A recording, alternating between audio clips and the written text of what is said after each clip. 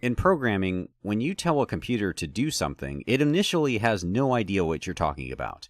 This makes understanding the concept of data types extremely important. Here's a great example, and the answer that we see here is 100% correct.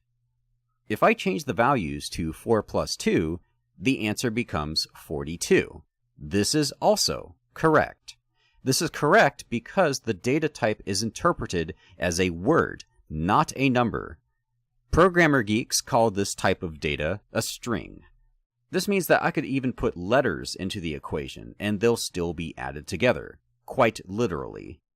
If I sever these connections and replace these two strings with two integers, we're given the kind of answers we were expecting in the first place. The look and color of each node gives you hints on what kinds of data it will accept.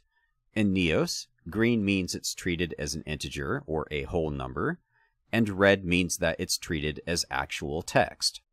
Do understand, however, that some nodes will automatically change their data type depending on what you plug into it. For example, the plus sign operator will have a default color, but it will change or convert this node, if at all possible, to match the data type that is being used. It's also worth noting that typically there are ways to convert one type of data into another, such as text into an integer, but we'll cover that in a different video. I want to take some time to outline the data types that you'll likely be using most often. All of these can be found in the input category. So we know what integers are, but most data in Neos comes in the form of floating point numbers. This is just a fancy way of saying that the numbers can be fractional or contain decimals.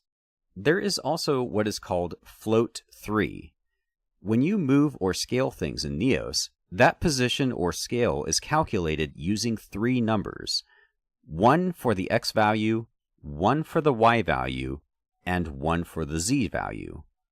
All of these are required to determine where something is or how it is scaled, which is why these numbers are always bundled together. The last data type that I want to point out here are booleans. Booleans can only ever be true or false.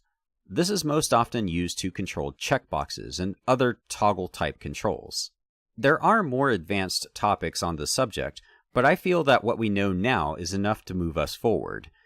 The next segment covers how to control objects with logics.